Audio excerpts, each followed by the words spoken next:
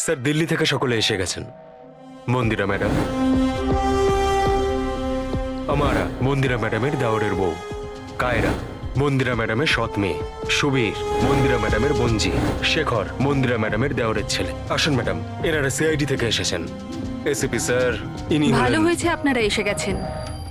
Decay খুনি কে সেটা জানা গেল?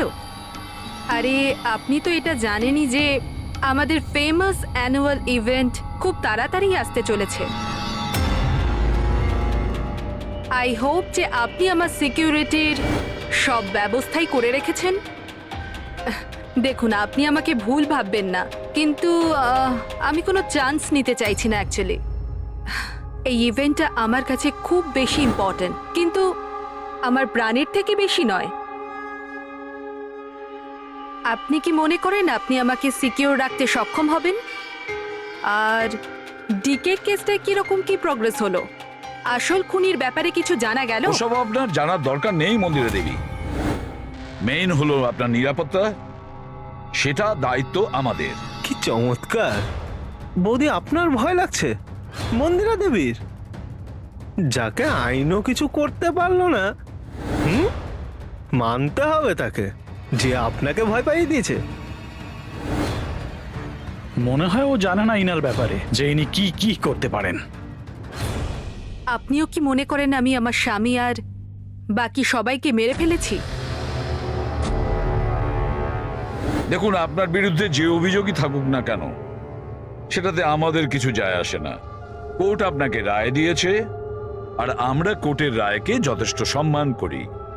আপনি শুধু এটা বলুন, আপনি কাকে সন্দেহ করেন? কে এমন আছে যে আপনাকে মারতে চায়? সন্দেহ? হ্যাঁ, সন্দেহ। না না না, আমি কাউকেই সন্দেহ করছি না। বরং আমার এটা পুরো বিশ্বাস যে আমি মারা যাওয়ার পরে এরা সবাই খুব খুশি হবে। আর আমাকে মেরে ফেলার ষড়যন্ত্রেও এদের মধ্যেই কারো হাত আছে। And I am very sure যে ঈশান আর আত্মহত্যাতেও এদের মধ্যেই একজনের হাত আছে। এবার আপনিই বলুন, এত ভালো প্রিয় আত্মীয় পরিজনরা থাকতে আমার শত্রুর কি দরকার? মম প্লিজ, তুমি আবার এই নিজের ইমোশনাল ড্রামাটা শুরু করো না। এখানে কোনো ক্রিমিনাল নেই যে তোমাকে মারতে চায়। রাইট। নিজেকে নির্দোষ ভাবা আর অন্যকে দোষী মনে করাটা, এটা তো বৌদির পুরনো অভ্যেস। আই সোয়ার, আমি তো এই গল্পটাকে বিশ্বাসই করি না। কে মারতে চায় তোমায়? আর কারা হুমকি দিচ্ছে?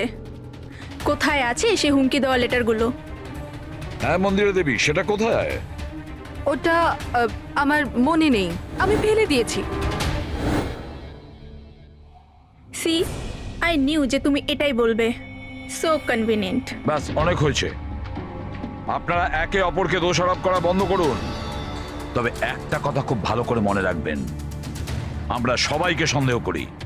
তাই সবাইকে বলছি, তার মানে হলো আপনাদের সবাইকে সন্দেহ করি, আপনাদের সবাইকে। আর একটা কথা, আমাদের পারমিশন ছাড়া আপনারা এই শহর ছেড়ে যেতে পারবেন না। কেউ শহর ছেড়ে যাবেন না। আর যদি দরকার পড়ে আমরা দ্বিতীয়বার তাকে ডেকে নেব। Thank you very much. Thank you.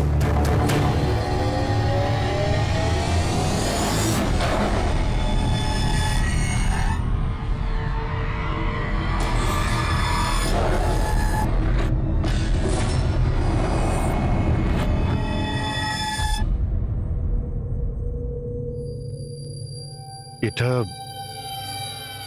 এটা আমি?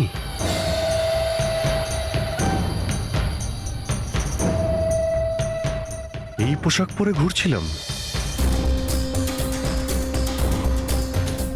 এই পোশাক তো রোজ আমার ওয়াশিং মেশিনে ধোয়া হয়।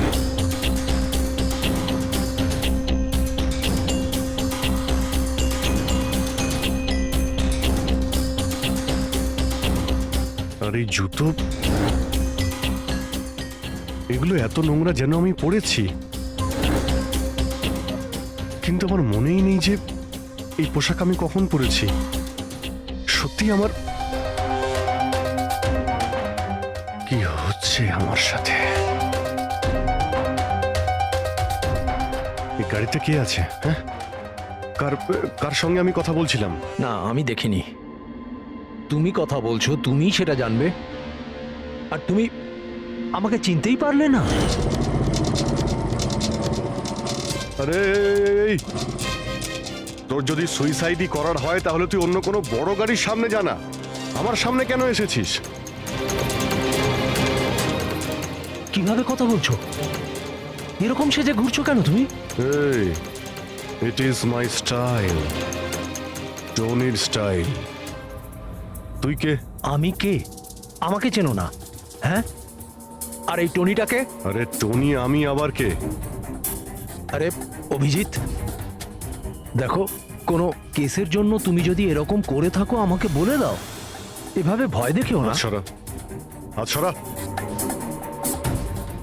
এ অভিজিৎ, কিসের কেস? আর তুই কি বলছিস কিছুই আমার মাথায় ঢুকছে না। আমার নাম হলো টনি। টনির সঙ্গে পাঙ্গা নিবি না, বুঝেছিস? সরে যা আর আমাকে যেতে দে, চল।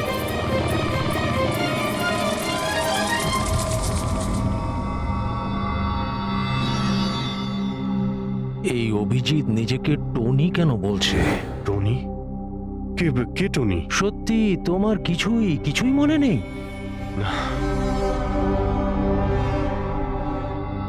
আমার কিছুই মনে নেই, সত্যি বলছি আমি।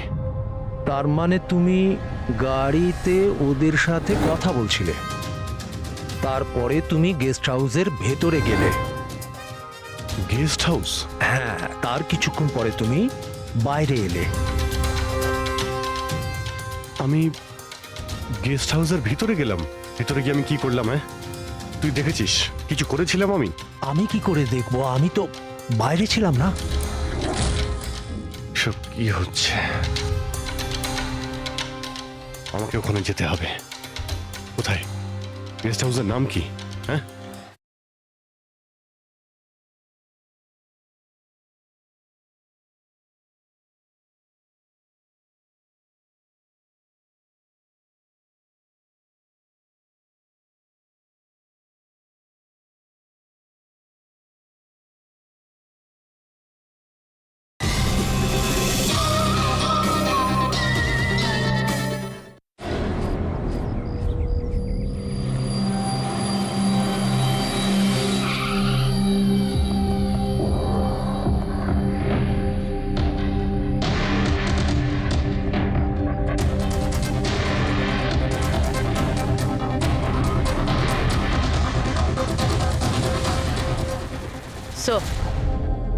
রক্ত।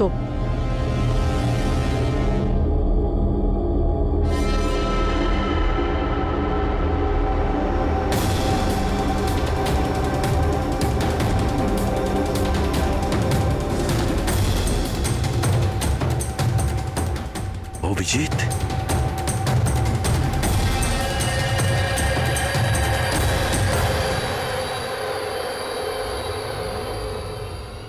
দয়া, তুমি এখানে? তোমার ফোন ট্র্যাক করে, আর এই প্রশ্ন তো আমিও তোমাকে করছি অভিজিৎ। তুমি এখানে কি করছো?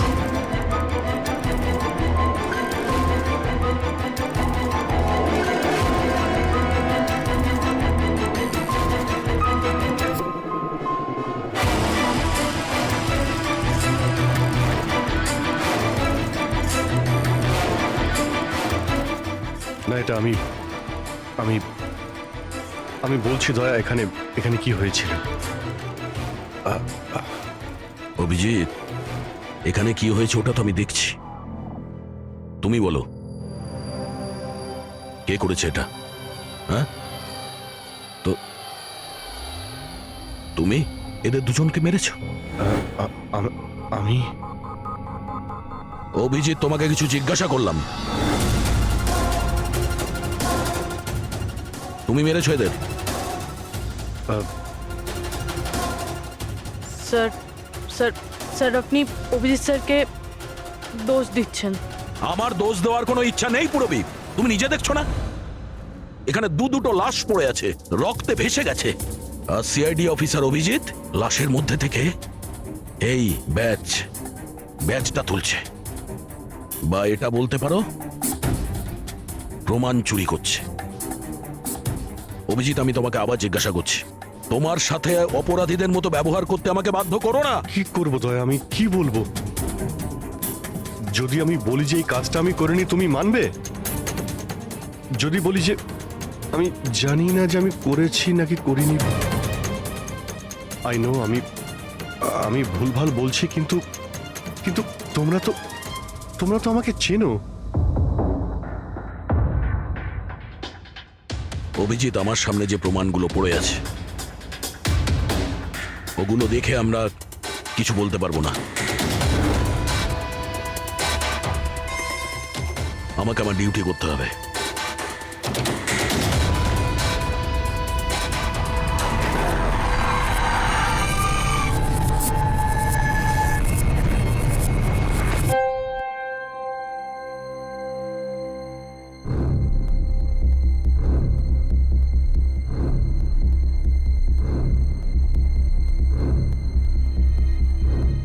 অভিজিৎ, এতক্ষণ ধরে একের পর এক জিজ্ঞেস করে যাচ্ছি তোমাকে, কিন্তু কোনো উত্তর দিচ্ছ না তুমি। হ্যাঁ, তুমি জানো তোমার ওপর কি অভিযোগ আছে?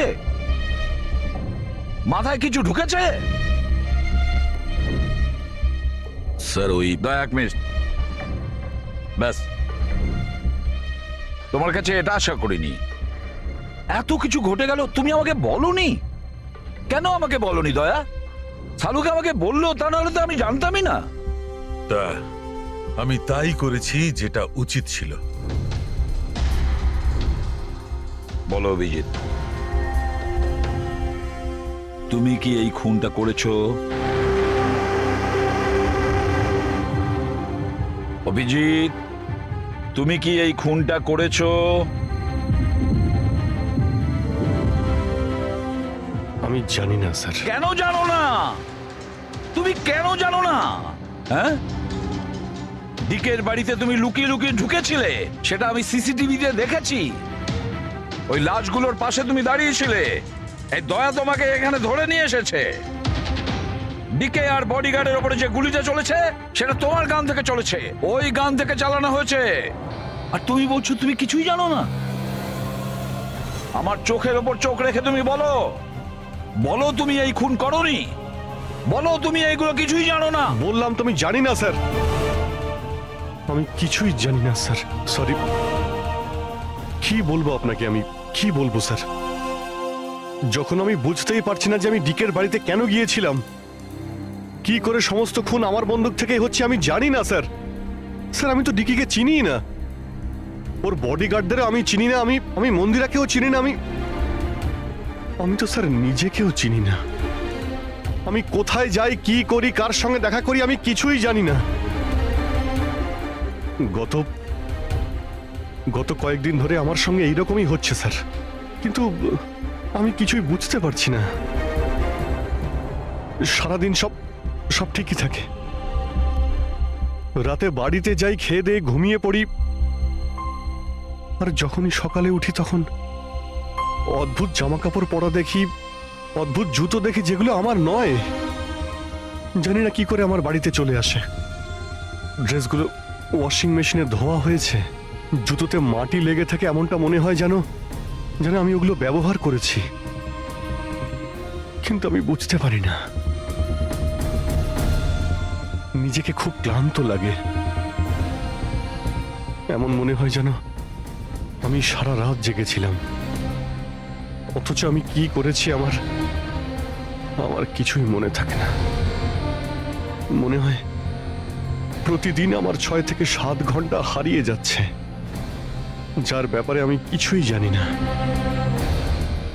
আপনি বলছেন আমি ডিকের বাড়িতে গিয়েছিলাম, হতে পারে, কিন্তু আমি জানি না। আমি ডিকে আর ওর বডিগার্ডদের মেরেছি কিনা আমি জানি না। আমি মন্দিরাকে মারার চেষ্টা করেছি সেটাও আমি জানি না। আমি কি করেছি, কেন করেছি, আমি কি করতে চলেছি, আমি কিছুই জানি না স্যার, আমি কিছুই জানি না।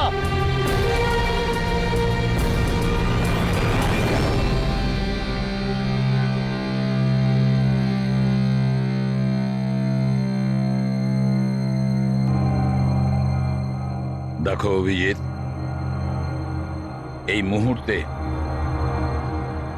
তুমি নিজের জন্যে আর অন্যদের জন্যেও বিপজ্জনক। আমি তোমাকে একা ছাড়বো না, আমি তোমাকে নজরবন্দি রাখবো, আর দয়া তোমার ওপর নজর রাখবে।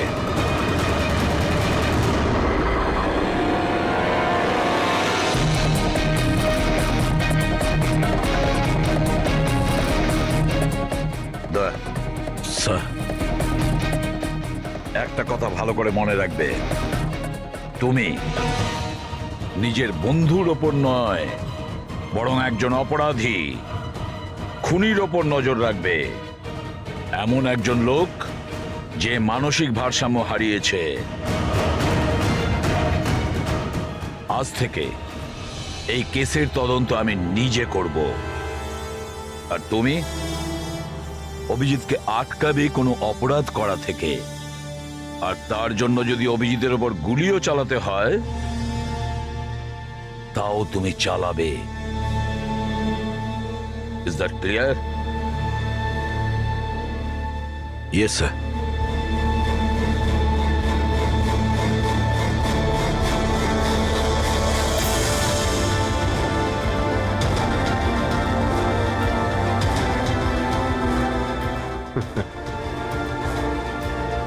হাত করা পড়িয়ে দাও ভাই। শুনলে তো, মানসিক অবস্থা ঠিক নেই আমার। কখন কি করে বসি কিছুই জানি না। আটকাও আমায়, আমার হাতে আরো একটা অপরাধ হওয়ার আগে। আটকাও আমায় ভাই। আপনাদের অফিসার, আপনাদের সিনিয়র সিআইডি অফিসার আমারই প্রাণের পিছনে পড়ে রয়েছে, আর উনি তাদেরকেও মেরে ফেলেছেন যারা আমার সিকিউরিটিতে ছিল। আর আপনি নিশ্চিন্ত হয়ে বলছেন ভয় পাওয়ার কোনো কারণ নেই।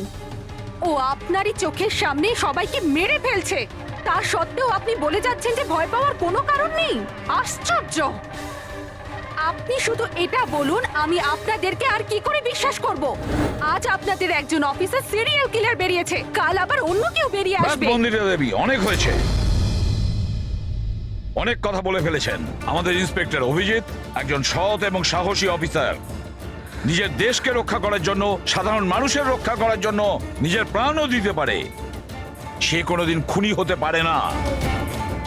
হ্যাঁ, ওর বিরুদ্ধে অভিযোগ আছে, তিনটে খুনের অভিযোগ আছে। আপাতত এটা প্রমাণিত হয়েছে যে অভিজিৎ নিজের মানসিক ভারসাম্য হারিয়েছে। ও কি করছে ওর মনেই থাকে না, কার সঙ্গে দেখা করছে, কি বলছে, আর যখন নর্মাল হয়ে যায় কিছুই মনে থাকে না। তার মানে এই নয় যে ও একজন খুনি। আমি জোর দিয়ে বলতে পারি যে আপনার জীবন বিপন্ন, আর তাও আপনার এই আত্মীয় স্বজনদের কারণে।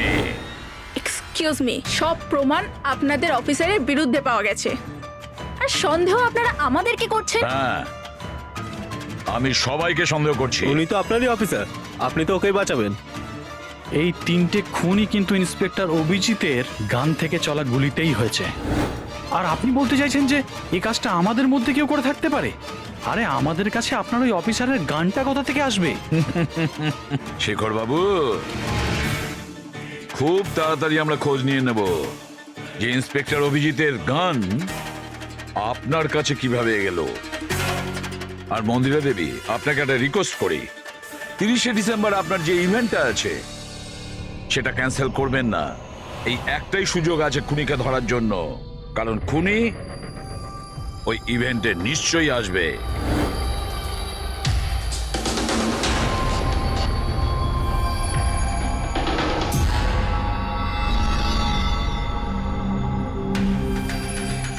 স্যার স্যার হ্যাঁ সঞ্জয়, কি হচ্ছে? স্যার, আপনি অভিজিৎ স্যারের ব্যাপারে কিছু বলছিলেন যে ওনার ভিতরে অন্য একজনের প্রতিফলন ঘটে, স্মৃতিশক্তি ওনার, মানে উনি আগের দিন রাতের কথা মনে করতে পারেন না। হ্যাঁ তো ঠিক এরকমই, এক্স্যাক্টলি এরকমই অন্য আরেকজনের সাথেও হয়েছিল। কার সঙ্গে বলুন? Sir, Ishana. Ishana?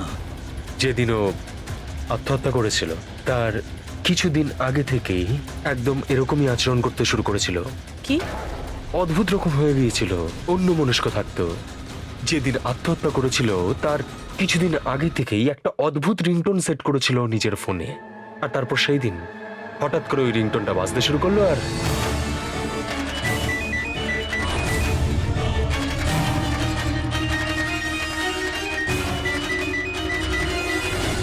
Sir okay দেখে মনে হচ্ছিল ও যেন নিজের মধ্যেই নেই। স্যার অভিজিৎ স্যারও তো দিল্লি থেকে ফেরার পর এইভাবেই বিহেভ করছে। হ্যাঁ, ঈশানা, অভিজিৎ, দিল্লি, এই তিনটের কোনো না কোনো কানেকশন আছে। নিশ্চয়ই কোনো গোলমাল আছে, কিছু না কিছু আছে।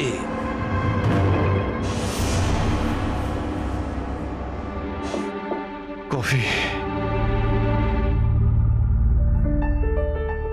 আরে খেয়ে নাও ভাই, কিছুই মেশাইনি। আমি এখানেই আছি, পালিয়ে যাচ্ছি না। অভিজিৎ, তুমি এই কথাগুলো লুকিয়েছো কেন আমাদের থেকে? লুকোতে হয়েছিল ভাই, কি করব আমি আমি কিছুই বুঝতে পারছিলাম না যে আমি কি করব, আমার সঙ্গে কি হচ্ছে। যেখানে আমি নিজেই কনফিউজ, আমি সেখানে কি বলবো তোমাকে। সেই জন্য আর কোনো ব্যাপার নয়। আমার ওপর ভরসা ছিল না নাকি?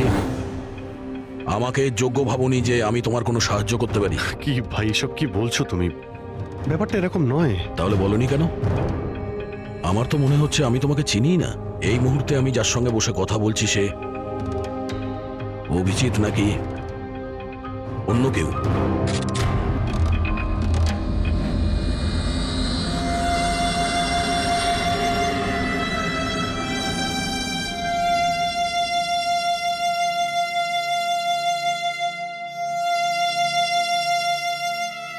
আমি তোমার কোনো ক্ষতি করব না। অভিজিৎ হই বা টনি, স্বপ্নেও তোমার কোনো ক্ষতি করব না। বন্দুক দেখানোর দরকার নেই। বিষয়টা তা নয় যে তুমি আমার কোনো ক্ষতি করবে। বিষয় এটা যে আমি এখানে শুধুমাত্র আমার ডিউটি করছি, আর আমি কোনো চান্স নিতে চাই না। আমি তো তোমাকে হয়তো চিনি না।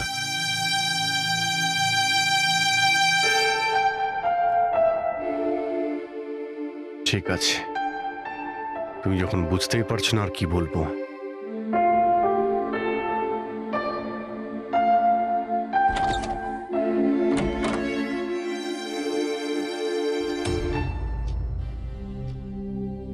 ডক্টর মহেশ, আমি আপনাকে পুরো ব্যাপারটা জানিয়েছি। এবার আপনি বলুন আপনার কি মনে হচ্ছে। দেখুন, এক্ষুনি আপনারা যেটা বললেন যে এই অভিজিৎ আর ঈশানার ব্যাপারে, এটার থেকে তো একটা ব্যাপার একদম পরিষ্কার যে দুজনের কন্ডিশনই একদম সমান। Artificially induced split personality.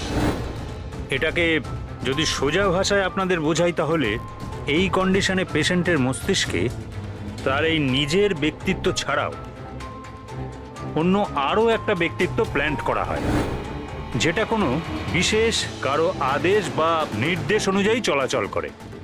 আর এটাকে এমনভাবে সেট করা হয় যাতে ওই ব্যক্তিত্ব বিশেষ ধার্য করা সময়ে বিশেষ ধরনের ট্রিগার পেলে ওই ব্যক্তিত্বকে সম্পূর্ণ প্রভাবিত করে।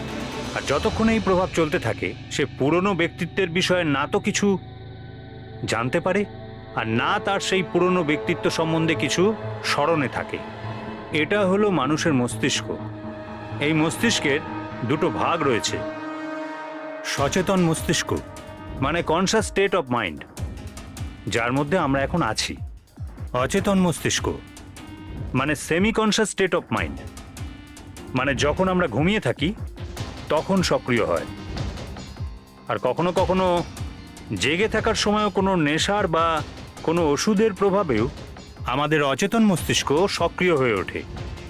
সচেত আর অচেত দুটো অবস্থাতেই মস্তিষ্ক ভিন্ন ভিন্ন কাজ করে, কিন্তু এই অবস্থাতে দুটো মস্তিষ্কই যা চিন্তা করে, কোনো কথা বা কোনো স্মৃতি সব সেভ করে নেয়। সচেত মস্তিষ্কের মধ্যে সেভ করা কথাবার্তা আমাদের অনেক বছর ধরে মনে থাকে, কিন্তু অচেত মস্তিষ্কে সেভ করা কথাবার্তা আমাদের মনেই থাকে না। ডক্টর মহেশ, এটা একটা হিপনোটাইজের মতো সম্মোহন, যাতে মানুষের মস্তিষ্ককে পুরো কন্ট্রোল করে যা কিছু করানো যায় রোবটের মতো, আর পরে কোনো বিশেষ আওয়াজ করে ওই সম্মোহনটাকে ভেঙে দেওয়া যায়। মানুষের কিছুই মনে থাকে না। না না না ডক্টর সালুকে, সম্মোহন একদম আলাদা প্রক্রিয়া। সম্মোহন অবস্থায় আপনি মানুষকে ততক্ষণই কন্ট্রোল করতে পারেন যতক্ষণ সে সম্মোহিত আছে। সম্মোহিত অবস্থা থেকে একবার বেরিয়ে আসার পর তাকে আবার সম্মোহিত করতে হয়। এখানে ব্যাপারটাই পুরো আলাদা। এখানে মানুষের মস্তিষ্কে একটা ঘটনা যা আদৌ ঘটেইনি, একটা ব্যক্তি যার কোনো অস্তিত্বই নেই, তাকে ওই মানুষের মস্তিষ্কের ভিতরেই প্ল্যান্ট করা হয়, তার মস্তিষ্কে এই কথাটাই ফিট করা হয়। আচ্ছা, তার মানে এত কিছু অভিজিতের সঙ্গেও ঘটেছে। কোনোভাবে অভিজিৎ ওই ট্রিগারগুলো পেয়ে যায়, যার কারণে টনি জেগে যায়। Exactly sir. রাতে অভিজিৎ ঘুমিয়ে পড়ার পর নিশ্চয়ই কোনো না কোনো আওয়াজ শুনতে পায়, যেটা ওই টনির জন্য একটা ট্রিগারও হতে পারে। হয়তো ওই আওয়াজটা শুনেই টনি জেগে যায়, কিন্তু অভিজিৎ সেখানেই ঘুমিয়ে থাকে। টনি জেগে যায় যে টনি আসলে খুনি, একজন বদমাশ, একজন অপরাধী। আর অভিজিৎ যাদেরকে চেনে, ও তাদের কাউকেই চেনে না। যদি এটাই হয়তো অভিজিতের ভেতরের টনিকে কোনোভাবে কমেন্ট দেওয়া হয়েছে মন্দিরাকে মেরে ফেলার জন্য, তাহলে 30শে ডিসেম্বর ইভেন্টে টনি এর পরিণাম দেখতে চায়। মন্দিরাকে মেরে ফেলার চেষ্টা করবে 2 দিন পরেই, 30শে ডিসেম্বর।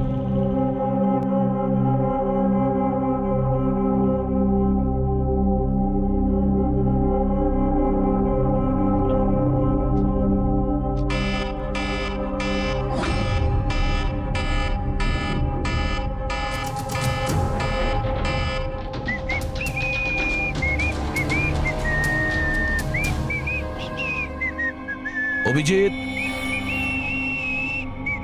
অভিজিৎ, কোথায় তুমি?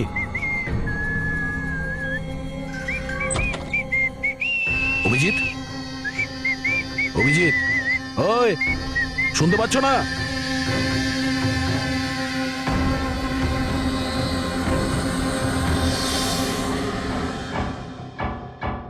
কে রে তুই?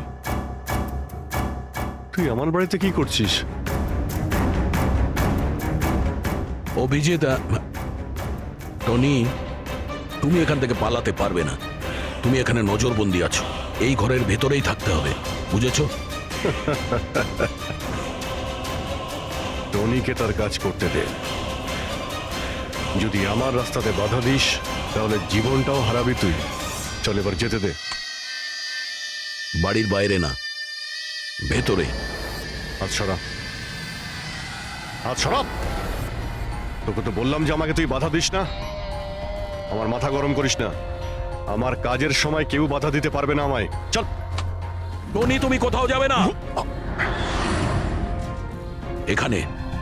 এখানেই থাকবে তুমি, বুঝেছো? কি বললি? টনির গায়ে হাত তুললি তুই? টনির গায়ে হাত তুললি তুই? অভিজিৎ, অভিজিৎ, অভিজিৎ,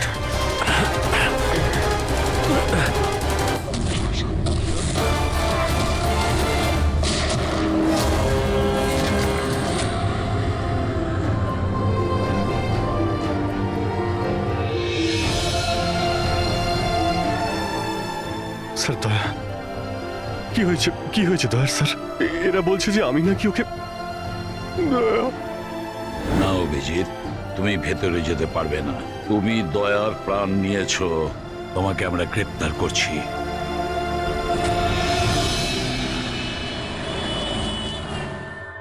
ঈশানার ফোন রেকর্ডে ডক্টর তানিয়ার নাম কয়েকবার এসেছে। আপনাদের মধ্যে কেউ চেনে ডক্টর তানিয়াকে? আত্মহত্যা করার আগে উনি ডক্টর তানিয়ার সাথে দেখা করেছিলেন কি? এই ডক্টর তানিয়া কোনো ডেন্টিস্ট নয় তো?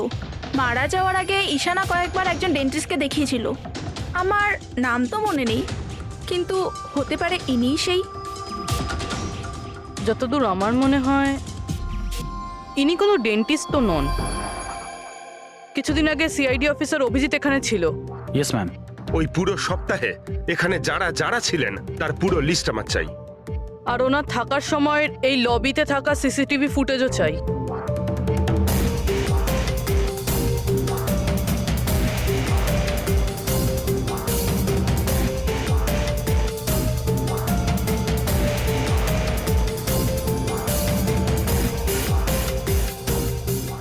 মিনিট পজ করুন।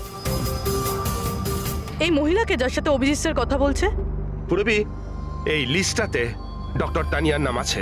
উনি এখানেই ছিলেন যতদিন অভিজিৎ স্যার এখানে ছিলেন। মনে হচ্ছে ওই মহিলাই। কি নাম এই মহিলার? ম্যাম, ডক্টর তানিয়া সপ্তাহখানি ধরে এখানেই ছিলেন। স্যার, এই তানিয়ার সাথে দেখা করতেই হবে। স্যার, তানিয়া মুম্বাইয়ের প্যারাডাইস হোটেলে রয়েছে। টিকিট পাবো না আমি মানেটা কি? লুক, আমাকে এক্ষুনি ইন্ডিয়া থেকে বাইরে যেতে হবে। Do you understand? Yes. Doctor Tania? হ্যাঁ, আপনি কে? ঈশানার বন্ধু, সিআইডি অফিসার পুরবী।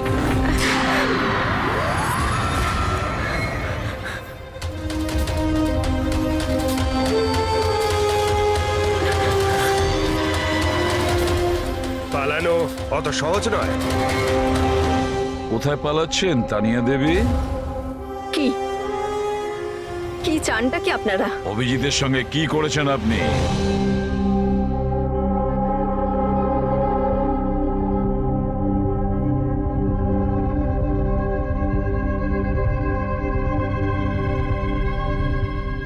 ঈশানা আর অভিজিতের ব্রেনের ওপর আমি এক্সপেরিমেন্ট করেছি।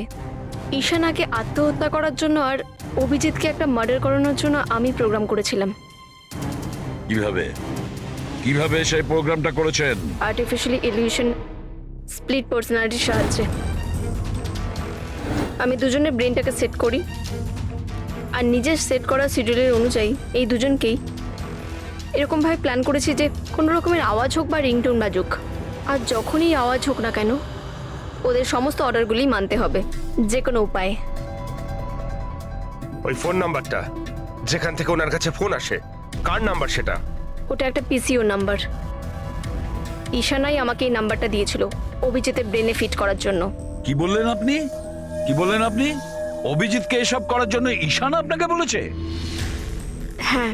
আর ঈশানা যে আত্মহত্যা করেছে সেটা কি? সেটার কারণ কি? ওটা আসলে ঈশানা নিজেই বলেছিল আমাকে করতে। হোয়াট? হ্যাঁ, বলেছিল তো ঈশানাই, বাট আই এম শিওর নিশ্চয়ই এর পেছনে কোনো না কোনো কারোর হাত আছে, যার বিষয়ে আমি জানি না। কেন? সে কেন এগুলো করবে? হয়তো ওর কোনো দুর্বলতা ছিল। যে করেই হোক অভিজিৎকে ওই পরিস্থিতি থেকে বের করতে হবে। নিয়ে চলো একে। চলো। ও বাইরে বেরোতে পারবে না। কেন? আমি অভিজিতের ব্রেনকে প্রোগ্রাম করেছি। সম্মোহন নয়, যে ইচ্ছে হলো আর ভেঙে দিলাম। আমি অভিজিতের ব্রেনের মধ্যে একটা খুনিকে প্ল্যান করেছি, টনিকে। এটাই হলো সেই আর্টিফিশিয়ালি ইনডিউস পার্সোনালিটি, যেটা আর কোনোদিনও বাইরেই আসবে না। আমি যদি চাই তাহলেও অভিজিৎকে কোনোদিন বাইরে বের করতে পারবো না, কিন্তু আমি যদি এরকমটা করি হয়তো অভিজিৎ পাগল হয়ে যাবে বা ও মারাও যেতে পারে। মানে যখনই ট্রিগার হবে টনি মন্দিরাকে মেরেই ছাড়বে, আরও ততক্ষণ থামবে না যতক্ষণ না সত্যিকারের মেরেই ফেলছে মন্দিরাকে।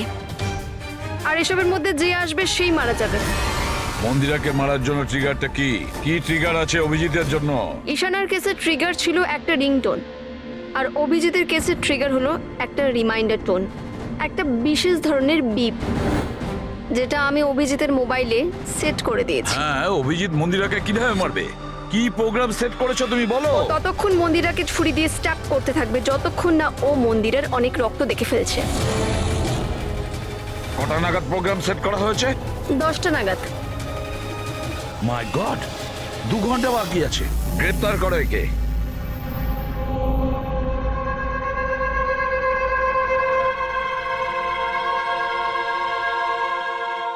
জীবনে কখনো ভাবিনি স্যার যে আপনার ওপর অপরাধীর মতো নজর রাখতে হবে।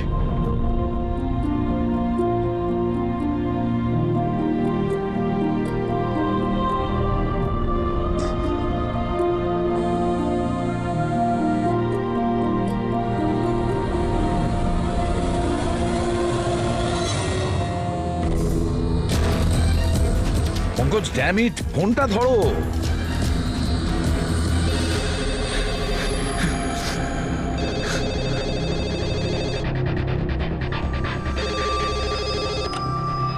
হ্যালো পঙ্কজ, কোথায় ছিলে তুমি? মোবাইলটা ধরোনি কেন? সরি স্যার, আমার ফোন সাইলেন্টে ছিল। স্যার আমি এখানেই আছি অভিজিৎ স্যারের কাছে। শোনো আমার কথা, এক্ষুনি তুমি অভিজিতের ফোনটা সুইচ অফ করো। কি স্যার, ফোন সুইচ অফ করবো? ওর ফোন সুইচ অফ করো, যেভাবে আমি বলছি, এখনই, এই মুহূর্তে। অভিজিৎ স্যারের ফোন স্যার? পঙ্কজ, প্রশ্ন করো না, যা বলছি তাই করো। অভিজিতের ফোন বন্ধ করো। দেখো, হাতে আমাদের সময় নেই। অভিজিৎ যে কোনো সময় খুনি হয়ে যেতে পারে। যাও তাড়াতাড়ি। না না,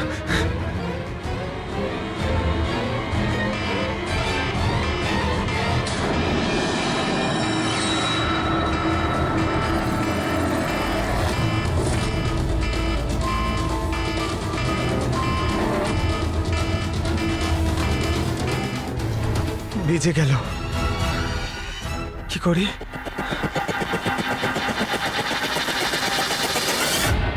অভিজিৎ স্যার, অভিজিৎ স্যার কোথায় গেলেন? Abhijit sir, Abhijit sir,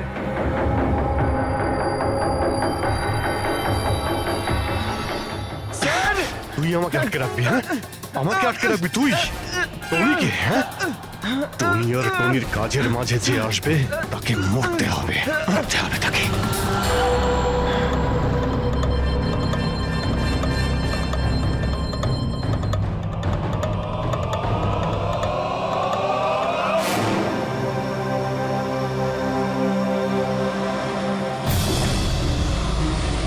sir এখানেই চ্যারিটি ইভেন্টটা হবে।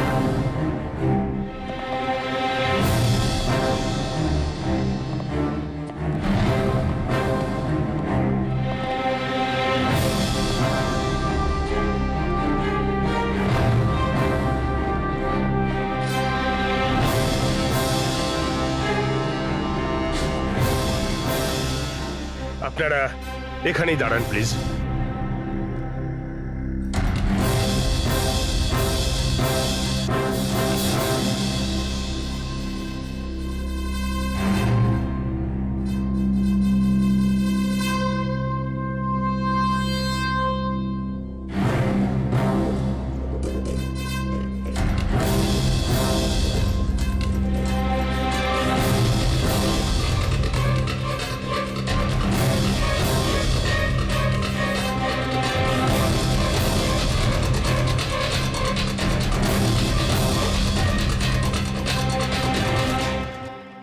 হ্যালো লেডিস অ্যান্ড জেন্টলম্যান, প্রত্যেক বছরের মতো এই বছরের সন্ধ্যাটাও খুবই গুরুত্বপূর্ণ।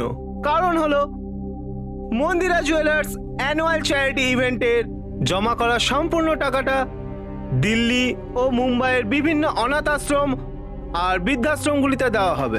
একবার জোরে হাততালি ডিকেসি চ্যারিটির জন্য। প্রত্যেক বছরের মতো এই বছরও আমাদের প্রধান অতিথি আছেন। তিনি আর কেউ না, তিনি হলেন মিসেস খান্না। তাহলে আসুন বন্ধুরা, একটা জোরে হাততালি দিয়ে স্বাগত জানাই মিসেস খান্নাকে। Mrs Khanna,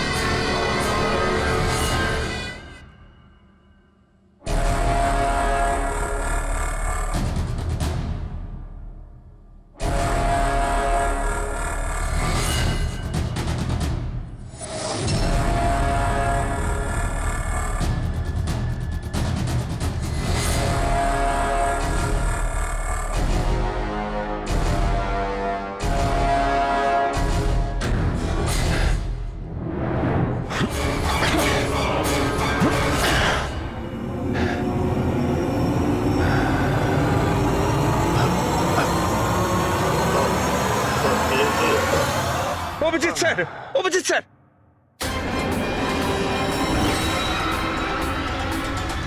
sir sir lights on. Sir sir Abhijit ঠিক আছে? স্যার স্যার ওকে তাড়াতাড়ি নিয়ে চলো, তাড়াতাড়ি এসো।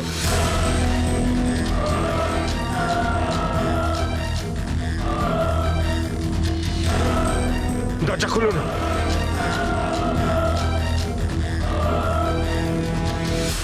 মন্দিরা দেবী, টনি তার মিশন কমপ্লিট করেছে মন্দিরা দেবীকে মারার। আর আমাদেরকে ভরসা করার জন্য আপনাকে অসংখ্য ধন্যবাদ। আপনারা সবাই আমাকে এখানে আনলেন কেন? আমার তো এখন স্টেজে থাকা উচিত। ম্যাডাম, আমাদের একটা প্ল্যান আছে। প্ল্যান? রবি,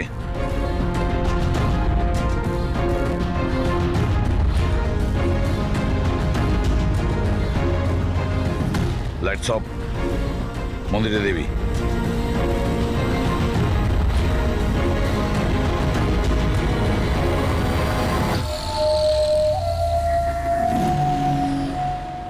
আর আপনার প্রশংসা না করে পারছি না। Thank you. মম, তুমি ঠিক আছো তো? এসব কি? আপনারা আমাদের গ্রিন রুমে লক করে কি করতে চাইছিলেনটা কি? আসল খুনি তো অন্য কেউ, তাই না? স্যার, আপনি সবকিছু মায়ের জীবনের ঝুঁকি নিয়ে করেছেন। যদি সত্যিই মায়ের কোনো ক্ষতি হয়ে যেত তাহলে? এতে তো সত্যি ভীষণ বড় রিস্ক ছিল স্যার, বাট আই হোপ এবার বিপদ কেটে গেছে। বিপদ এখনো কাটেনি, কারণ এই খেলার আসল মাস্টার মাইন্ড এখনো ধরা পড়েনি। গল্প এখনো অনেক বাকি আছে।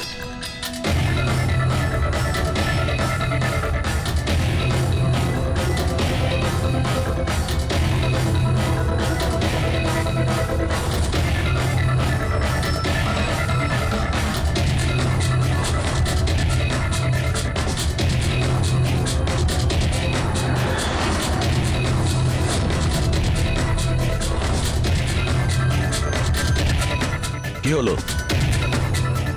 আমাকে দেখে ভালো লাগলো না?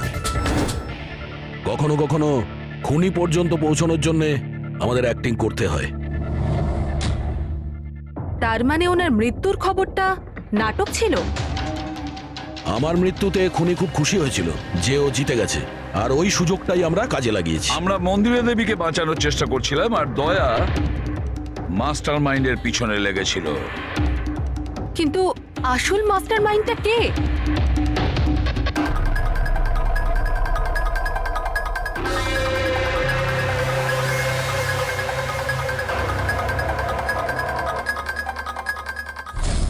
এই, স্যার,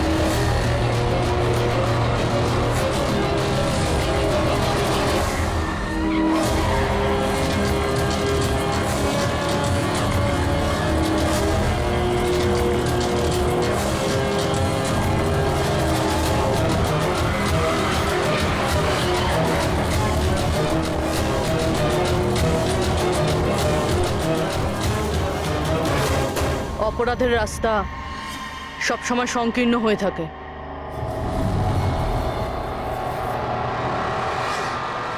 তুমি এটাই ভাবছো যে আমরা কি করে জানলাম যে তুমি খুন করেছো?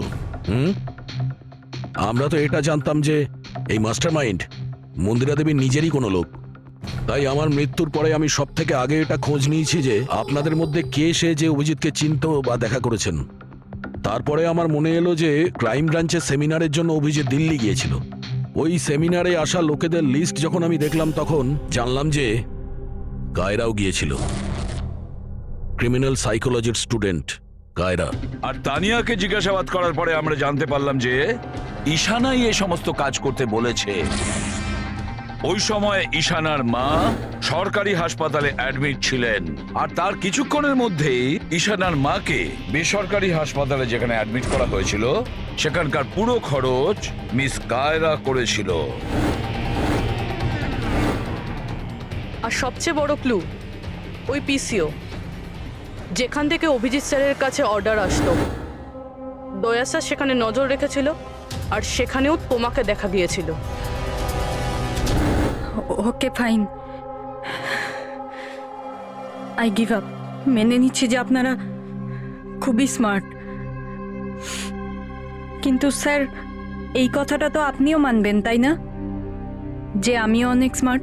হ্যাঁ, স্মার্ট তো তুমি বটেই।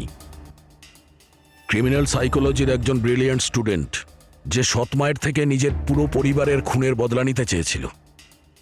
লোকেদের মস্তিষ্ক নিয়ে খেলা করা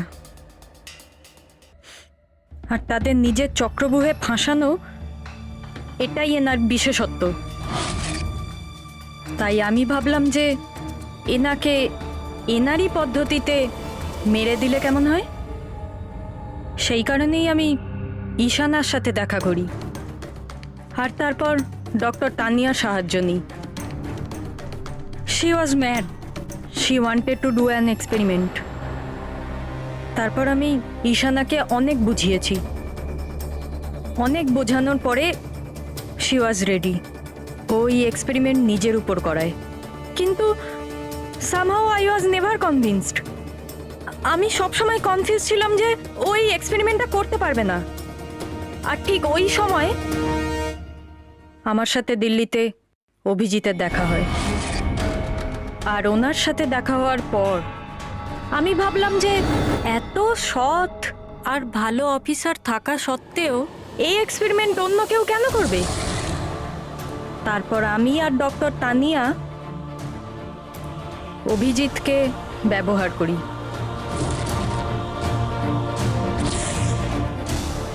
আর আমার এক্সপেরিমেন্ট ওর ওপরে করি। আর ঈশানা আমাদের কোনো কাজে ছিল না, তাই ওকে আমাদের রাস্তা থেকে সরিয়ে ফেলি। ডিকে আর ওই দুজন বডিগার্ড, ওরা তোমার কি ক্ষতি করেছিল? ওদেরকে কেন মেরেছো? এটা এই কারণে করেছি যাতে সমস্ত দোষ অভিজিতের উপর চলে আসে। আর অভিজিতের গান থেকে বুলেট নেওয়ার জন্যে টনি ছিল তোর মাথার মধ্যে। হি ওয়াজ দেয়ার। তুমি এতটা নিচে নামতে পারো কায়রা, আমি কখনো ভাবতেও পারিনি। এবার জানতে পেরে গেছো তো? তুমি আমার মা বাবার সাথে, আমার ফ্যামিলির সাথে যেটা করেছো না, তোমার বেঁচে থাকার কোনো অধিকার নেই। আমি এইসব এই কারণেই করেছি যাতে আমি প্রুভ করতে পারি যে পৃথিবীর যে কোনো মানুষের মস্তিষ্কের সাথে খেলা যেতেই পারে, তা সে যত বড়ই সিআইডি অফিসার হোক। কায়রা, তুমি প্রতিশোধের আগুনে একজন সাহসী অফিসারের প্রাণ নিয়ে খেলেছো, আর তাছাড়াও 4 জন নিরীহ লোকের প্রাণ নিয়েছো। ডিকে, ঈশানা আর মন্দিরা দেবীর 2 জন বডিগার্ডকে। ভীষণ অন্যায় করেছো তুমি। আইন তোমাকে কোনোদিন ক্ষমা করবে না। তোমার তো ফাঁসি হবে, ফাঁসি। স্যার আপনি প্লিজ এসব মনে করবেন না, একটা বাজে স্বপ্ন ভেবে ভুলে যান। বাজে? ভয়ানক।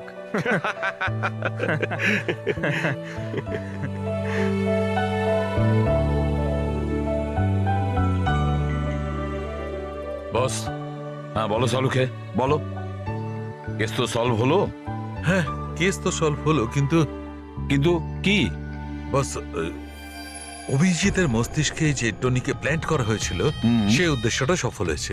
তারপরে এখন আর কেউ ট্রিগার ধরবে না, ওর কানের সামনে কেউ গান করবে না, যার কারণে অভিজিৎ টনি হয়ে যেত। হ্যাঁ হ্যাঁ, কিন্তু বস, কিন্তু কি? বস, কথাটা এই, টনি অভিজিতের মস্তিষ্ক থেকে কখনো যাবে না। কি? টনি অভিজিতের পার্সোনালিটির অংশ হয়ে গেছে বস। কেউ জানে না যে কবে, কখন, কোথায় সামনে এসে যাবে।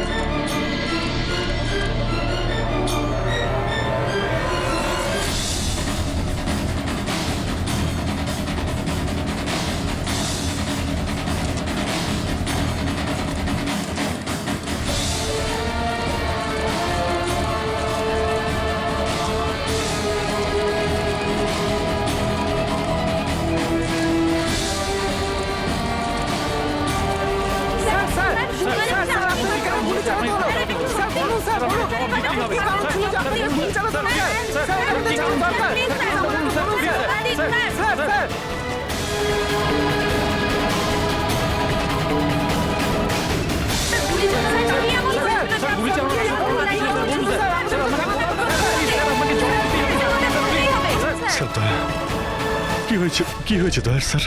এরা বলছে যে আমি নাকি ওকে গুলি করেছি। ওরা মিথ্যে বলছে, আমি জানি যে দয়া।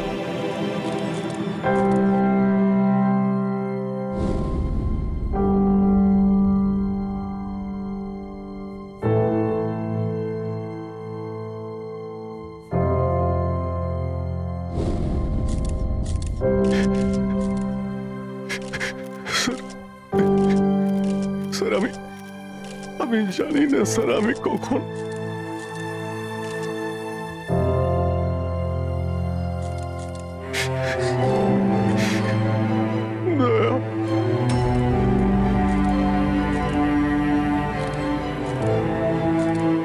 না অভিজিৎ, তুমি ভেতরে যেতে পারবে না।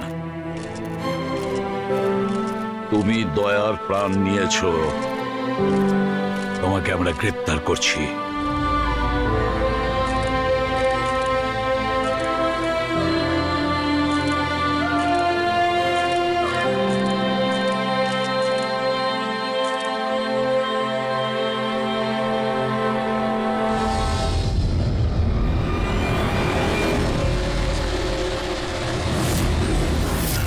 স্যার, যার খুন হয়েছে তার নাম ডিকে, একজন প্রাইভেট ডিটেকটিভ।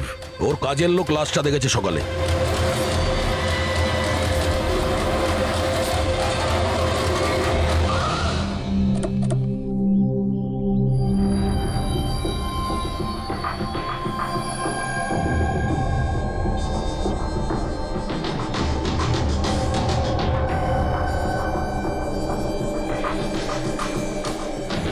দয়া, এর মুখ তো ক্ষতবিক্ষত, মনে হচ্ছে পয়েন্ট ব্ল্যাঙ্ক রেঞ্জ থেকে একাধিক গুলি করে মারা হয়েছে একে।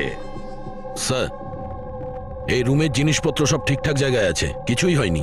মনে তো হচ্ছে না এখানে কোনো হাতাহাতি হয়েছে।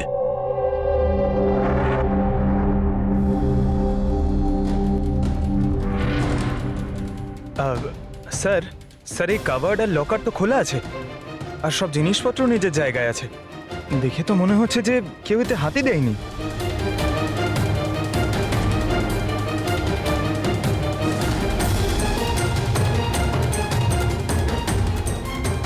স্যার, টাকার গয়না যে কে সেই আছে। মনে হয় উনি যা চাইছিল সেটা পেয়ে গেছে। স্যার, গুলি।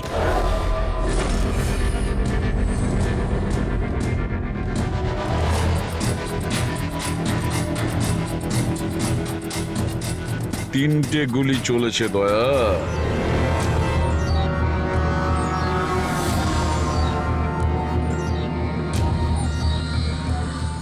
স্যার, হ্যাঁ বলো ফেডরিক। স্যার, এই জানলাটার কাজ সরানো হয়েছে, তার মানে খুনি এখান থেকেই পালিয়েছে। হ্যাঁ, একটা কাজ করো ফেডরিক, এখান থেকে ফিঙ্গারপ্রিন্ট তোলো। স্যার, হ্যাঁ দয়া। ডিকের মোবাইল ফোনটা দেখুন স্যার। মরার আগে ডিকে কোনো সঞ্জয়কে 3বার কল করেছে। সঞ্জয়? ওই সঞ্জয়কে আপনি চেনেন? না সাহেব। রাত 1টা থেকে 2:30-এর মধ্যে 3বার। সঞ্জয়ের ডিটেল বের করো স্যার। আর হ্যাঁ দয়া, অভিজিৎ তো এখনো এলো না, তুমি ওকে ফোন করে বলনি এখানে আসতে ক্রাইম সিনে? হ্যাঁ স্যার, বলেছিলাম। মনে হয় কোনো জ্যামে আটকে গেছে। জ্যামে আটকে গেছে? ওকে ফোন করো আর বলো এখানে তাড়াতাড়ি আসতে। স্যার। হ্যাঁ।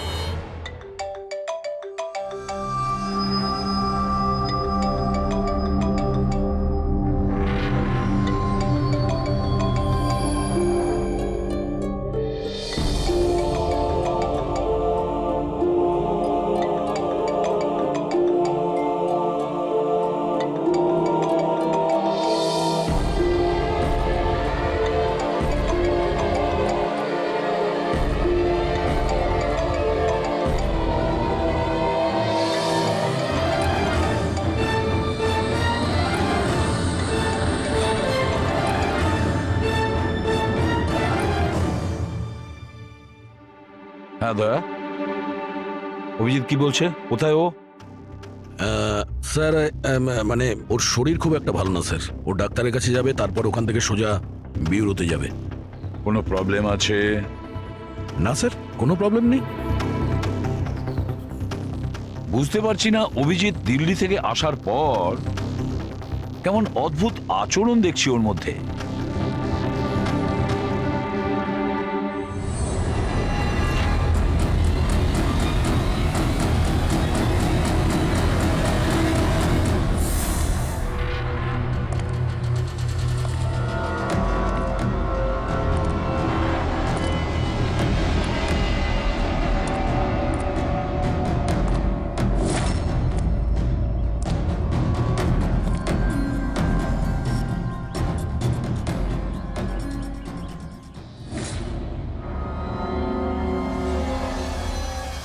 তোমার আমার সাহায্যের দরকার। তোমার? আরে ভাই, তুমি হলে গিয়ে সিআইডি অফিসার। হ্যাঁ, কিন্তু এই কাজটা এটা আমি একা করতে পারবো না। চলো ঠিক আছে, তোমাকে সাহায্য করব, এতে আর কি আছে। চলো, চা তো খাওয়া যাক। আরে না, ঠিক আছে, আমি আমি ঠিক আছি। আই মিন, দেখ চেতন, এই কাজটা না, এই ব্যাপারে যেন কেউ কিছু না জানে, বিশেষ করে আমার টিম। আরে এটা আবার কি কথা বলছো? আমরা এতদিনের পুরনো বন্ধু, এইটুকু বিশ্বাস করতে পারছো না? হ্যাঁ, বলো কি করতে হবে? কাউকে ফলো করতে হবে, নজর রাখতে হবে, আর এর জন্য তোকে টাকাও দেবো। কি কথা বলছো? বন্ধুত্বের মধ্যে টাকা? আচ্ছা ঠিক আছে, যদি মনে করো টাকা দিয়ে দিও। ফলো কাকে করতে হবে?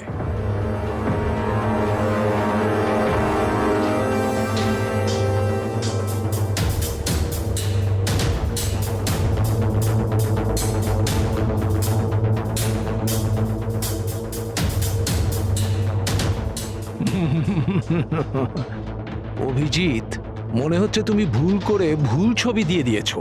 ভুল ছবি আমি দিইনি, একেই তোকে ফলো করতে হবে। এ কোথায় যায়, কি করে, কার সঙ্গে দেখা করে, সবকিছু রাত 10টা থেকে সকাল 6টা পর্যন্ত। আর প্লিজ কোনো প্রশ্ন করবি না, যা বলেছি তাই করবি, ব্যাস। ওকে? ওকে।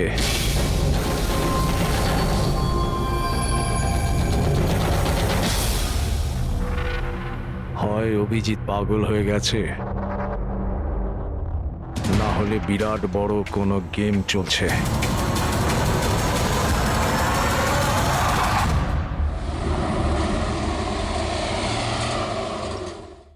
কি কি বলছেন? ও খুন হয়ে গেছে? মরার আগে ডিকে শেষবার ফোনে আপনার সঙ্গে কথা বলেছিল মাঝরাতে। কি কথা হয়েছিল আপনাদের মধ্যে? আমার কথাতে একজনের উপরে নজর রাখছিল, কোনো প্রমাণ পেয়েছিল, সেই জন্য আমাকে ফোন করেছিল। হায়ার করেছিলেন কেন? আমার বস মন্দিরা ম্যাডামের জন্য। মন্দিরা? কুমার জুয়েলার্সের ওনার, বিখ্যাত পেজ 3 সেলিব্রিটি। আশা করি আপনারা ওই দিল্লির কেসটার ব্যাপারে নিশ্চয়ই জানেন বোধহয়। ও হো হো হো হো, মন্দিরা কুমার, মন্দিরা দেবী। ওনার বিরুদ্ধে তো ওনার স্বামী, শ্বশুর, শাশুড়ি আর কেয়ারটেকারকে মারার অভিযোগ আছে, তাই না? ঠিক বলেছেন। কিন্তু সঠিক প্রমাণ না থাকার কারণে কোর্ট মন্দিরা দেবীকে ছেড়ে দেয়।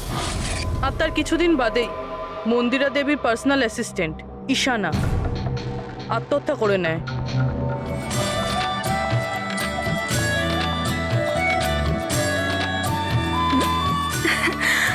ও তুই?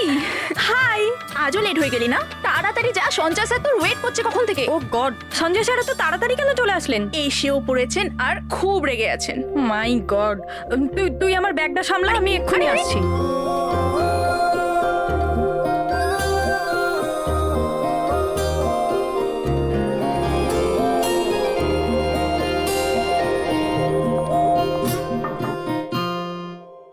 মে I come in sir? Come in. Sorry sir, sorry I am so sorry sir. কটা বাজে বলো তো তুমি? এটা কোনো অফিসে আসার টাইম হলো? স্যার ট্রাফিক খুব বেশি ছিল। কি ট্রাফিকের কথা বলছো তুমি? রোজ একই কথা বলে যাও তুমি। হ্যাঁ, এই অফিসের বাকি লোকজনও তো ওই ট্রাফিক পেরিয়ে আসে, তাই না? হ্যাঁ বলো কুমার। না না, 30শে ডিসেম্বরের আগে কিচ্ছু করা সম্ভব না। আরে তুমি তো এটা জানো যে 30শে ডিসেম্বরে মন্দিরা ম্যাডামের একটা ইভেন্ট রয়েছে মুম্বাইতে, তার আগে কিছুই করা সম্ভব নয়। হ্যাঁ হ্যাঁ,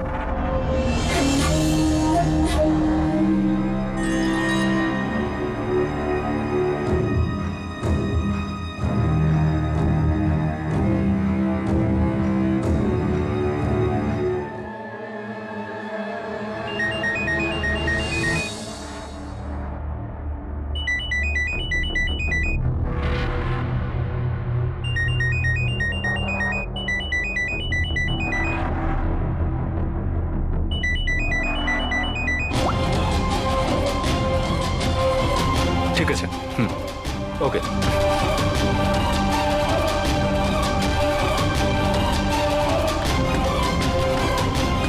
কি হলো? হ্যাঁ, কি হয়েছে নাকি? বাইরে ওভাবে কি দেখছো?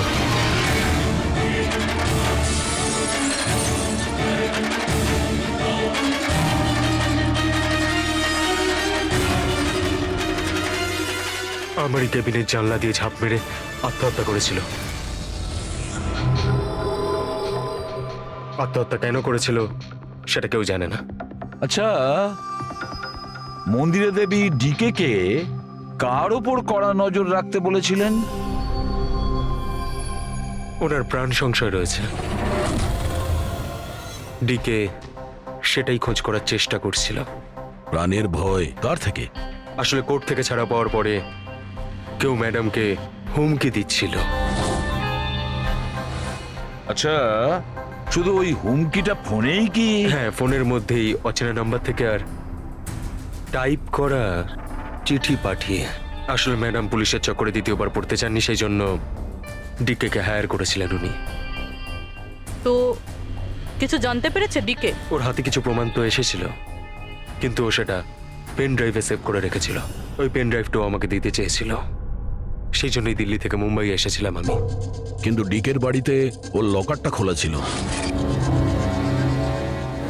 আচ্ছা, ওই লকার থেকে পেন ড্রাইভটা চুরি হয়ে যায়নি তো? হতে পারে দয়া। ওর বাড়িতে আমরা একটা ল্যাপটপও পেয়েছি স্যার, হয়তো ওর থেকে কিছু জানা যাবে। মন্দির এটা কি করে করতে পারলো? পুরো অ্যাকাউন্টটাই বন্ধ করে দিল। নিজেকে কি মনে করেন উনি? সবকিছু কি ওনার ইচ্ছা মতো হবে নাকি? এনারা কারা? সিআইডি। আমরা ওই মানে সঞ্জীবের সঙ্গে দেখা করতে এসেছি। আপনারা দুজন কে? স্যার ইনি কায়রা, মিস্টার কুমার, মন্দিরা ম্যাডামের মেয়ে। ও স্যার, আর ইনি ম্যাডামের রিলেটিভ মিস্টার সুবীর। আমরা মন্দিরা ম্যাডাম আর ওর ফ্যামিলির সঙ্গে কবে দেখা করতে পারবো? কারণ ওদের প্রাণ রক্ষা করার দায়িত্ব এখন আমাদের ওপর। ইনফ্যাক্ট মন্দিরা ম্যাডাম, কায়রার কাকাতো দাদা শেখর আর ওনার স্ত্রী সবাই আজ রাতেই আসছেন। 30শে ডিসেম্বর কুমার্স জুয়েলার্সের একটা বড় চ্যারিটি ইভেন্ট রয়েছে, তাতে পার্টিসিপেট করার জন্য। তাহলে ঠিক আছে, কালকে সকালেই দেখা হবে।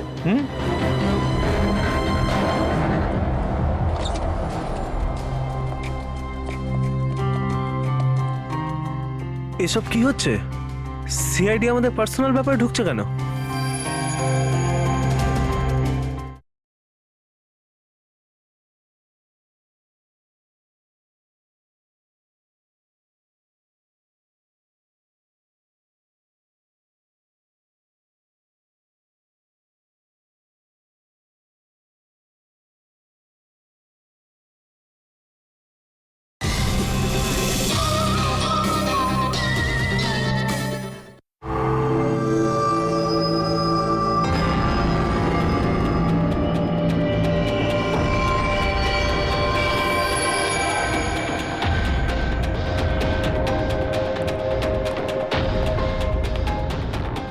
Good morning sir. Good morning. Hello sir, এখন কেমন আছেন আপনি? Murder investigation sir, private detective DK sir, বাড়িতেই মারা গেছে স্যার। এটা পুরো কেস ফাইল স্যার।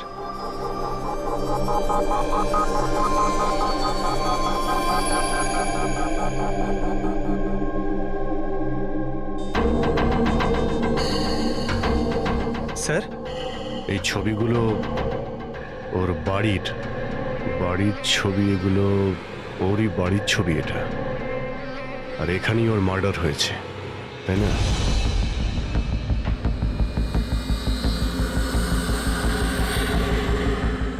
হ্যাঁ, এখানেই ওর মার্ডার হয়েছে। পঙ্কজ, ঘুরিয়ে কেন জিজ্ঞেস করছেন? আমরা এইমাত্র তো সেটাই বললাম। সেটাই তো স্যার, মনে হচ্ছে ওনার শরীর এখনো ঠিক হয়নি, কোনো গন্ডগোল মনে হচ্ছে sir.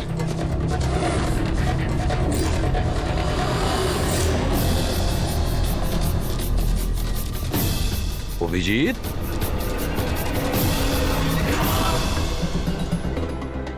Good morning sir.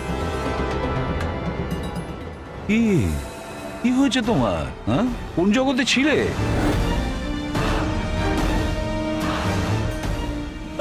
Abhijit, তোমার শরীর খারাপ ছিল না? তাহলে ডক্টরের কাছে যাওয়ার কথা ছিল, এখানে কেন? হ্যাঁ হ্যাঁ স্যার, ওই কিছুদিন ধরেই শরীরটা ভালো নেই স্যার, কিন্তু এখন ঠিক আছে। I am better now. Yeah, গোলমাল চলছে। স্যার, ডিকে সঞ্জয়কে যে পেন ড্রাইভটা দিতে যাচ্ছিল, ওর যে ডেটা আছে ওগুলো উদ্ধার করার যে একটা উপায় আছে স্যার। পেন ড্রাইভ তো পাওয়া যায়নি তো? তাহলে ডেটা কোথা থেকে পাবে? স্যার, আছে না একটা উপায় আছে, ওই আমরা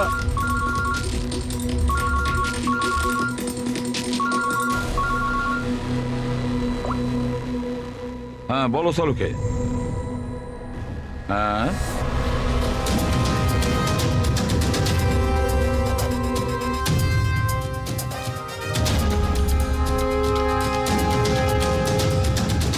দয়া স্যার,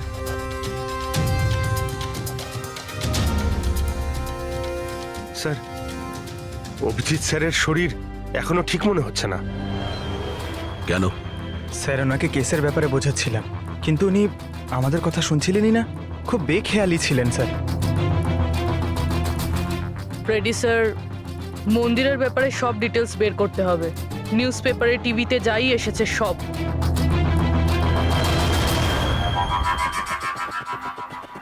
বাড়িতে ঢোকার একটাই রাস্তা আছে, মেন গেট। চাবি ডিকে আর ওর বাড়ির মেডের কাছে থাকে। বাথরুমের জানালা, তার মানে খুনি বাথরুমের জানালার কাঁচ খোলে আর ভিতরে ঢোকে, আর তারপর অভিজিৎ ক্রাইম সিনে ছিলই না, আর এখানে তো বাথরুমের কোনো ফটোও নেই। তাহলেও এগুলো কি করে জানলো? অভিজিৎ আমার কাছে কিছু লুকোচ্ছে, কিন্তু কি?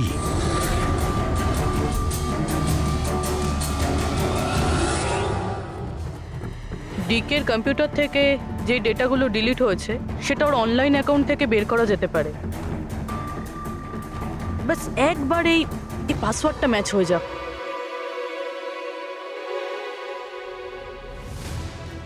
কিছুদিন ধরেই শরীরটা ভালো নেই স্যার, কিন্তু এখন ঠিক আছে, আই এম বেটার না। স্যার ওনাকে কেসের ব্যাপারে বোঝাচ্ছিলাম, কিন্তু উনি আমাদের কথা শুনছিলেনই না, খুব বেখেয়ালি ছিলেন স্যার।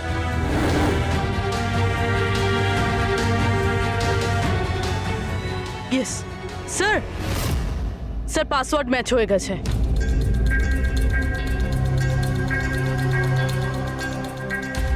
স্যার এতে তো ভিডিও রয়েছে, চেক করি।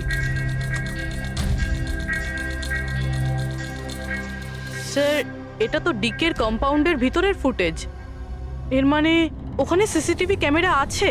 আছে না, ছিল। আমাদের পৌঁছানোর আগেই কেউ বার করে নিয়েছে। কিন্তু বের কে করেছে? অন্য ভিডিওটা দেখো।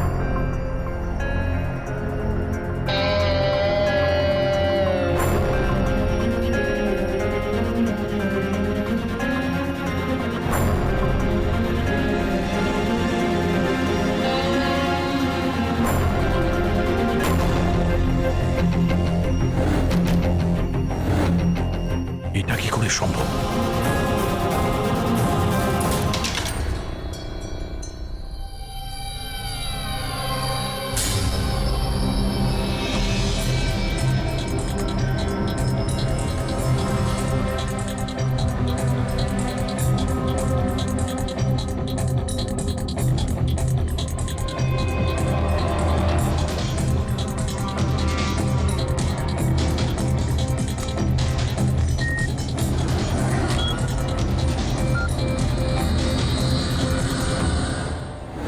ডক্টর সালুকে আপনি খুব ভালো করে ক্রস চেক করেছেন তো? মানে বন্দুক তো আমাদের কাছে নেই, তাই বলছিলাম কোথাও কোনো ভুল? না দয়া, কোনো ভুল নেই। আমি একবার নয় 10 বার ক্রস চেক করেছি। মানছি যে বন্দুকটা আমাদের কাছে নেই, কিন্তু বন্দুকের রেকর্ড তো আমাদের কাছে আছে। সেই গুলিটা যা দিয়ে ডিকে মারা হয়েছে, সেই গুলিটা ওর বন্দুক থেকেই চলেছিল। গুলির প্যাটার্ন, গুলির উপর লেগে থাকা চিহ্ন, সবকিছু এইটাই প্রমাণ করছে যে সেটা অভিজিতেরই বন্দুক। স্যার স্যার গুলি অভিজিতের বন্দুক থেকে চলেছে, কিন্তু তার মানে তো এটা নয় যে অভিজিৎ গুলিটা চালিয়েছে। এক্স্যাক্টলি স্যার, সেই কারণে আমি এই কথা এসিপি স্যারকে বলিনি, শুধুমাত্র আপনাদের সঙ্গে কথা বলেছি, যাতে আমি এই মামলা সুরাহা করতে পারি। কি তুমি এই কথাটা এসিপি কে জানাওনি? কি বলবো স্যার, কি বলবো ওনাকে? যেখানে আমার বিশ্বাস হচ্ছে না, তাহলে ওনাকে কি বলবো?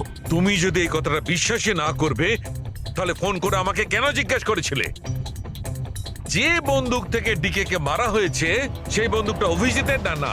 কি এমন ছিল যার জন্য তুমি অভিজিৎকে সন্দেহ করেছিলে? কি ছিল ওটা? এই কারণে ডক্টর, যখন আমরা একটু পিছিয়ে দাও।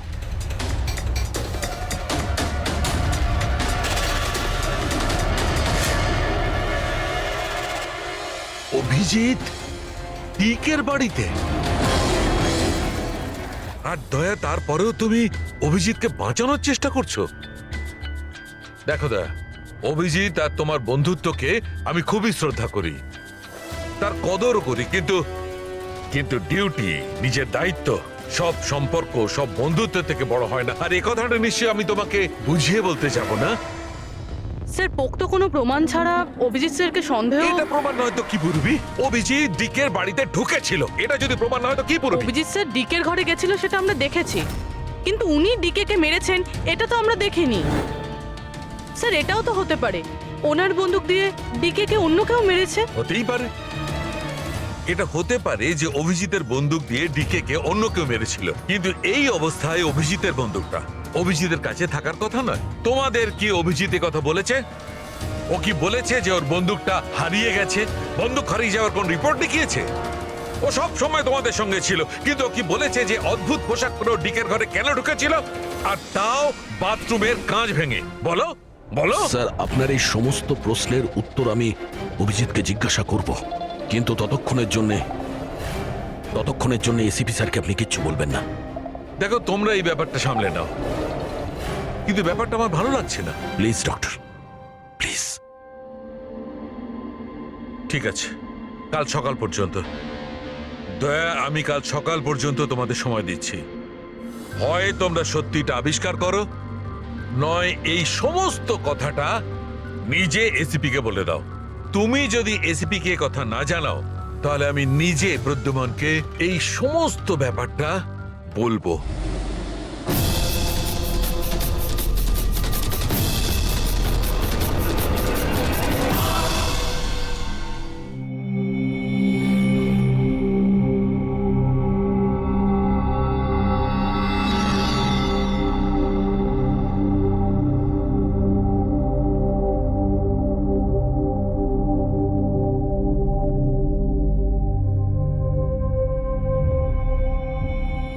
আধ ঘন্টার বেশি হয়ে গেল, 10টা থেকে 10:30 হয়ে গেল, এখনো আসেনি। সারা রাত মনে হয় অপেক্ষা করতে হবে।